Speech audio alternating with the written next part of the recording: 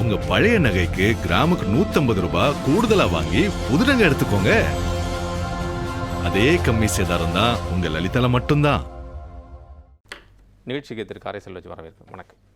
இல்லை, திரு வைகோ அவர்களுடைய கருத்து திருமாவர்களுக்கு ஒரு அஃபண்ட் ஆகிட மாதிரி இருக்கா? அந்த மாதிரி ஒரு பாயிண்ட், ஒரு பெர்சே, ஒரு பெர்வியூ ரைஸ் ஆச்சு. மீண்டும் வைகோ அவர்கள் அதற்கு ஒரு தன்னிலை விளக்கம் கொடுத்துருந்தாங்க. நான் பேசினவர் நான் கோவப்பட்டோ அல்லது அவரை கோவப்படுத்தும் என்றோ நான் அந்த மாதிரி நான் சொல்லலை. நோபல் பரிசு கொடுக்க வேண்டும் இந்த வார்த்தைக்கு அவர் சொன்னதுக்கு திருமாவளவன் என்ன சொல்கிறாரு? நாங்கள் தாவேக்கவுடைய அமைச்சரவையில் இருந்தாலும் திமுக கூட்டணியில் நாங்கள் இருக்கிறதுக்கான அந்த நட்பு எங்களுக்கு இன்னும் இருந்து கொண்டு தான் இருக்கிறது என்று சொன்னது தான் திரு வைகோ இந்த பாயிண்ட்டை சொன்னார். ஒரு மதிமுகவுடைய உள்ள பிரசன்ஸ் தாவேக்காவுக்கு உள்ள பிரசன்ஸ் வந்த உடனேயே அவர்கள் தோழமை கட்சி கூட்டணி வந்ததுக்கு அப்புறமாவே விசிகாக்குள்ள ஒரு டிஸ்டர்பன்ஸ் கிரியேட் ஆகிட்டே இருக்கு அப்படின்னு ஒரு பொது வெளியில் ஒரு பிரச்சனை, ஒரு குற்றச்சாட்டு இருக்கிறது. என்ன சூழல் அது? இல்லை, விசிகாவுக்குள்ளே போய் குழப்பம் பண்ணக்கூடிய இடத்துல எந்த இயக்கமும் இல்லை. அதை நீங்கள் உறுதியாக நினச்சிங்க. ஒரு இயக்கத்துக்குள்ளே போய் இன்னொரு இயக்கம் குழப்பம் விளைவிக்க முடியும் என்று சொன்னால் கூட்டணியில் இருக்கக்கூடிய அது கட்டமைப்பு. அது கூட்டணியில் தோழமை இயக்கங்கள் சேர்ந்ததற்கு பிறகு ஏன் அந்த கருத்துக்களை எங்கள் அன்பு தலைவர் வைகோ அவர்கள் வைக்கிறாங்க அப்படின்னு சொன்னால், சாதி மதம் கடந்து பணப்பட்டுவாடா இல்லாமல் தமிழகத்தில் ஒரு தேர்தல் சமீப காலத்தில் நடந்திருக்கிறது என்று சொன்னால் இந்த தேர்தல் தான். இந்த தேர்தல் என்ன கொடுத்திருக்கிறது என்று சொன்னால், எங்களை போன்ற சின்ன இயக்கங்கள் பணம் இல்லாமல் மக்களுக்காக உழைக்கிறோம். 234 தொகுதிகளிலும் வேட்பாளரை நிறுத்துவதற்கு தகுதியான வேட்பாளர்கள் இருந்தும் தேர்தல் களத்தில் நிற்க முடியாமல் அதிமுகவோ திமுக என்று இந்த 2 இயக்கங்களை நாடி சென்று சேரக்கூடிய இயக்கங்கள் தான் இந்த சிறு இயக்கங்கள்லாம். அதுக்கு என்னன்னு கேட்டிங்கன்னு சொன்னால், தேர்தல் ஆணையம் நிர்ணயித்திருக்கிற தொகையை கூட செலவு பண்ணக்கூடிய இடத்தில் இல்லாத இயக்கம். ஆனால் திமுக அதிமுக போன்ற இயக்கங்கள் செய்யாத சாதனைகளை செய்திருக்கிற இயக்கங்கள் இருக்கிறது. நீங்கள் பொதுவாக மதிமுக எடுத்துக்கலாம். அது என்ன சாதனைகள் கேட்டால் நான் லிஸ்ட்டு போட்டு தனியாக கொடுக்கலாம். அதுபோன்ற இயக்கங்களுக்கு இனிமேல் தேர்தல் வருகிற பொழுது இதே நிலை நீடித்தால் யாருடைய உதவியும் இல்லாமல் தனித்து களம் காணக்கூடிய அளவிற்கான தேர்தல் களம் உருவாகி இருக்கிறது. இப்போ சாதி இல்லை, மதம் இல்லை, அதெல்லாம் நடந்து அடையாளப்படுத்தல் இல்லாமல் வந்திருக்கிறார்கள். இது ஒரு பாசிட்டிவ் நோட். ஆனால் 108 தொகுதிகள் தான் வந்திருக்கிற பொழுது அவர்களால் தனித்து ஆட்சி அமைப்பதற்காக சிரமம் இருக்கிற பொழுது காங்கிரஸ் உட்பட பொது உடைமை இயக்கங்கள், விடுதலை சிறுத்தைகள்லாம் இணைந்து ஆதரவு கொடுக்குறோன்னு சொல்லி வந்தாங்க. கூட்டணியில் இல்லாத இயக்கங்கள், பொது உடைமை இயக்கங்கள், கூட்டணியில் இணைந்திருக்கிற இயக்கங்கள், அமைச்சரவை பெற்றிருக்கிற இயக்கங்கள், இந்த 2 இயக்கங்கள் அந்த தோழமை கட்சி கூட்டத்தில் பேசுறதின்படி அழுத்தங்கள் எல்லாம் புதியவர்கள். அது முதல்வர் விஜய் உட்பட இன்றைக்கு அமைச்சரவையில் இருக்கிறவர்கள் எல்லோருமே புதிய, ஒரு சிலரை தவிர மேக்சிமம் நீங்கள் 90% எடுத்துக்கலாம். சட்டமன்ற உறுப்பினர்கள் புதியவர்கள். அவர்களுக்கு பயிற்சி கொடுத்து அவர்களை தயார் செய்து கொண்டு வரக்கூடிய இடத்தில் தான் இன்றைக்கு தாவேகா என்கிற அமைப்பு இருக்கிறது. அதனால ஒரு சின்ன அமைச்சர்கள் செய்கிற சின்ன விஷயங்கள் கூட இப்பொழுது பெரிதாக பேசப்படுகிற, அது சரியோ தவறோ, அது சரியாகவும் இருக்கலாம், அது தவறாகவும் இருக்கலாம், எதை வேணால் நீங்கள் சுட்டி காட்டலாம். இப்போ பள்ளிக்கூடத்தில் அந்த குழந்தைங்கள்ட்ட போய் தொழில்துறை அமைச்சர் பேசுனது தவறு தான், அது அவாய்ட் பண்ணியிருக்கணும். ஆனால் இந்த மாதிரியான சூழ்நிலை கூட போகும்போது இப்போ எங்கே நீங்கள் ஆய்வுக்கு போகக்கூடாதுன்னு சொல்லக்கூடிய இடத்திற்கு தாவேகா தலைமை நகர்கிறது. இந்த மாதிரியான சூழ்நிலைகள் நடந்து கொண்டு இருக்கிற பொழுது புற அழுத்தங்கள் மூலமாக இந்த ஆட்சிக்கு எந்த ஆபத்தும் வந்துவிடக்கூடாது. என்ன புற அழுத்தங்கள் நிறையா இருக்குது. இப்போ திமுக 35 கோடி கொடுக்குறாங்க, ஆட்களை தூக்குவதற்கு முயற்சி பண்ணுறாங்கன்னு ஒன்று ஓடிட்டு இருக்கு. அது உண்மை போய் களத்தில் இருக்கிறத சொல்கிற அரசியல் களத்தில். இப்போ நீதிமன்றங்களிலே இப்போ இந்த பப்ளிக் ப்ராசிக்யூட்டரில் நிறைய ஊழல் நடந்துச்சுன்னு சொல்லி தாவேகமான குற்றச்சாட்டுகளை எதிர்க்கட்சிகள் சுமத்தி கொண்டு இருக்கிறது.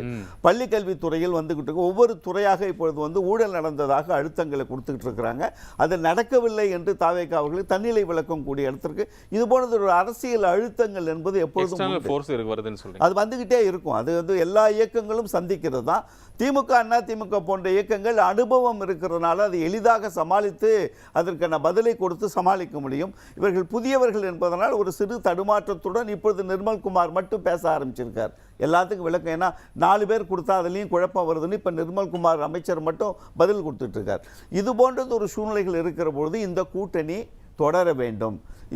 இந்த ஆட்சிக்கு எந்த ஆபத்தும் வந்துவிடக்கூடாது. நான் ஆதரவு கொடுப்பேன், ஆனால் இப்போ ஒரு சின்ன பிரச்சனை வந்துச்சுன்னா அதை பொதுவெளியில் வந்து நான் போட்டு பேசுவேன். ஆனாலும் நான் 5 ஆண்டுகளுக்கு ஆதரவு கொடுப்பேன். யார் சொல்றாங்க? அது விடுதலை சிறுத்தைகள் சொல்கிறாங்க, பொது உடைமை இயக்கங்கள் சொல்கிறாங்க. காங்கிரஸ் பேசுகிறதே இல்லை. காங்கிரஸ் அந்த பேச்சுக்குள்ளே உள்ளே போகிறதில்ல.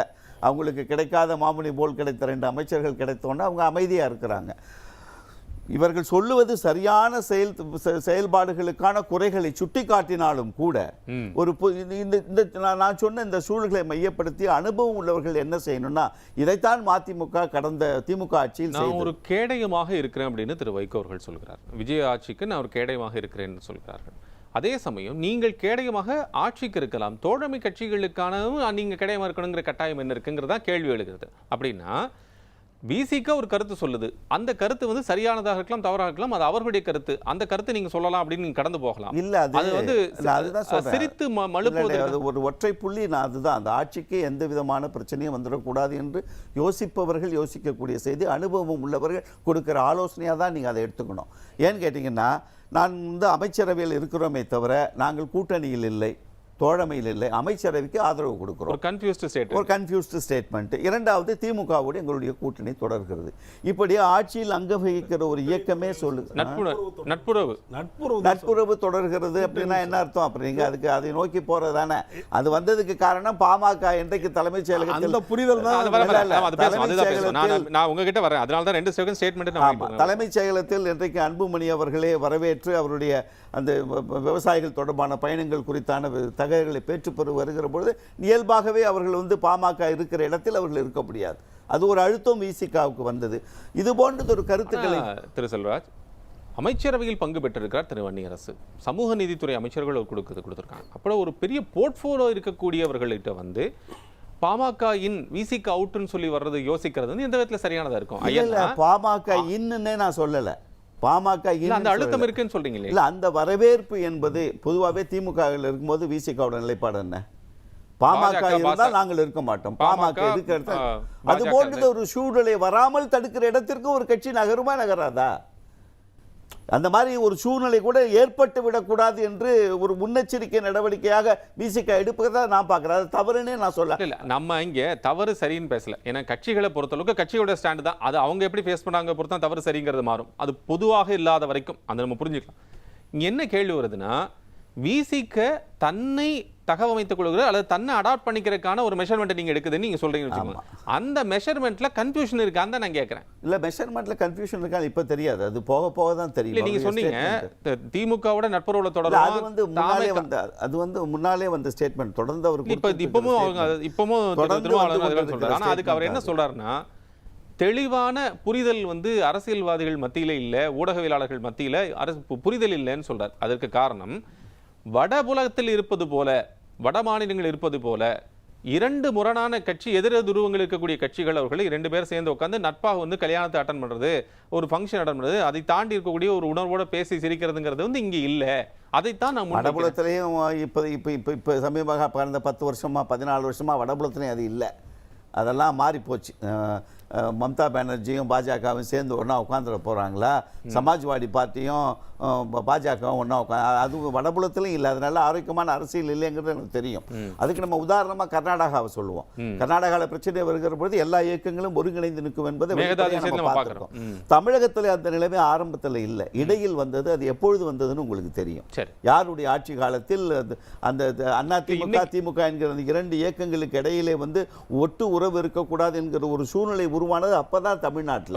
அது இப்போ வந்து முழுமையாக தொடர்கிறதா என்று சொன்னால் தொடரல. இப்போ கல்யாணத்தில் உட்கார்றாங்க, உதயநிதி ஸ்டாலின் போனார், சீமான் வந்தார்.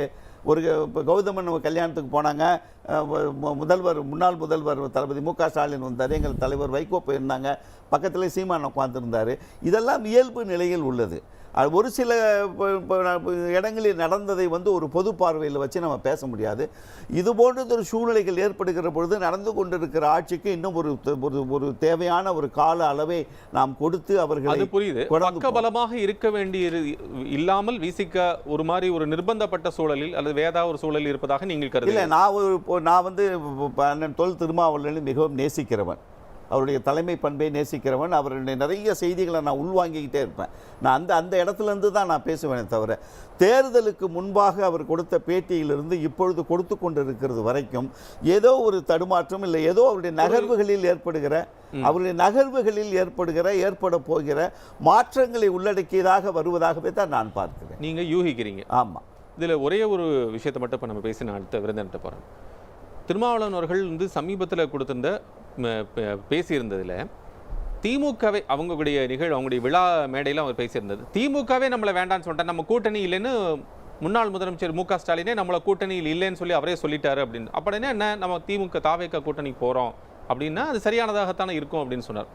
ஆனால் இன்று அவர் பேசுகின்ற போது அந்த நிலைப்பாடில் இல்லை, அதில் இல்லை, அவர் பேசலை. இது எந்த மாதிரியான புரிதலை ஏற்படுத்தல? இல்லை, அது நம்ம விடுதலை சிறுத்தைகள் தான் கேட்கணும். அதான் சொல்கிறேன் உங்களுக்கு. அதாவது இதில் நீங்கள் என்ன ரொம்ப கவனமாக பார்க்கணுன்னா, ஒரு ஆரம்பத்திலிருந்து அடிமட்டத்திலிருந்து ஒரு தனி மனிதனாக ஒரு இயக்கத்தை கட்டமைச்சு கொண்டு வர்றாங்க பார்த்தீங்களா. ஒரு கொள்கை ரீதியாக ஒரு அமைப்பை கட்டமைத்து கொண்டு வருவது என்பது மிக கடினமான செயல். இப்போ விடுதலை சிறுத்தைகள் அண்ணன் திருமாவளவர்கள் கட்டமைத்து கொண்டு வந்து இத்தனை ஆண்டு காலம் இந்த தமிழக அரசியல் தளத்தில் வந்து அவர் செயல்படுறாருன்னா அவரை போன்று உழைத்தவர் இல்லை, அவரை போன்று ஒரு இயக்கத்தை கட்டுக்கோப்பாக கொண்டு வந்தவர் இல்லை. ஆனால் அந்த விஜய் வந்ததற்கு பிறகு ஏற்பட்ட சில இயக்கங்கள், எல்லா இயக்கங்களுக்கும் ஒரு கவலை இருந்தது.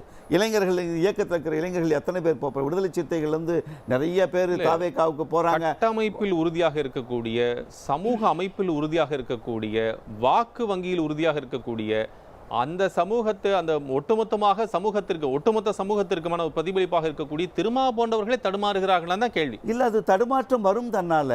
ஏன்னா உங்களுக்கு ரசிகர்கள் என்று ஒரு நிலைப்பாட்டிற்கு போகிற பொழுது யார் மனதையும் மாற்றக்கூடிய வல்லமை என்பது இது போன்றது ஒரு சுப்ரீம் ஸ்டார் நடிகர்களுக்கு உண்டு.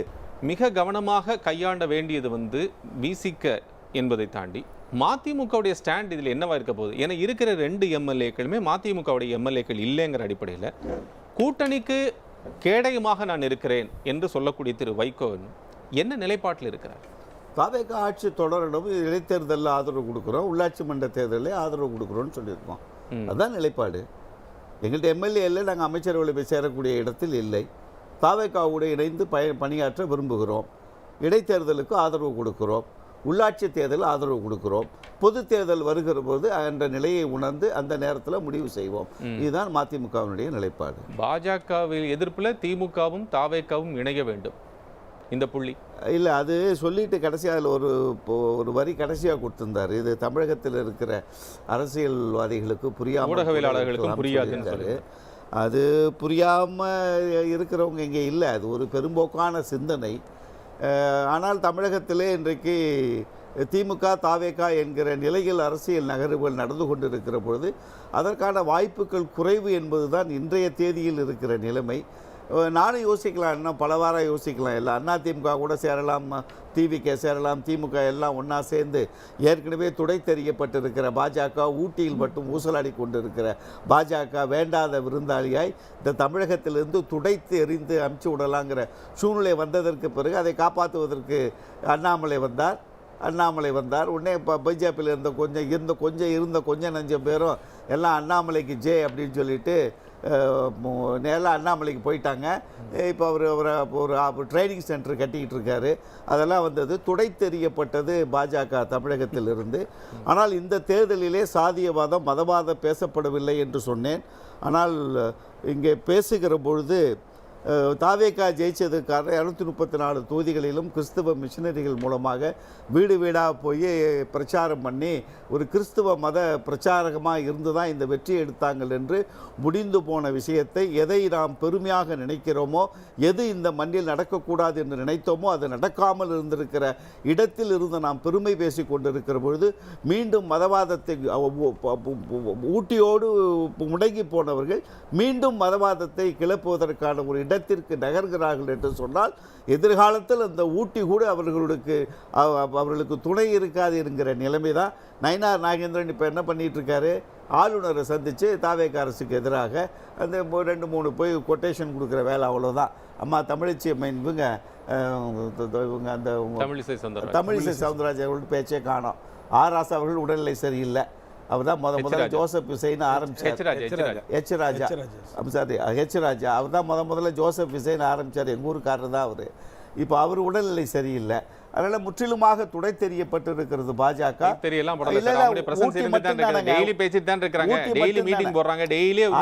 அரசியல் களத்துல ஒரு தொகுதி தானே காங்கிரஸ் திமுக உடைந்ததில் காங்கிரஸ் மதிமுக 2 தொகுதி தான் இருக்கு. அதுக்காக மதிமுக ஒரு இயக்கமே இல்லைன்னு ஆயிருமா? அதுக்கு நான் எதுக்கு சொல்ல வரேன்னு கேளுங்க.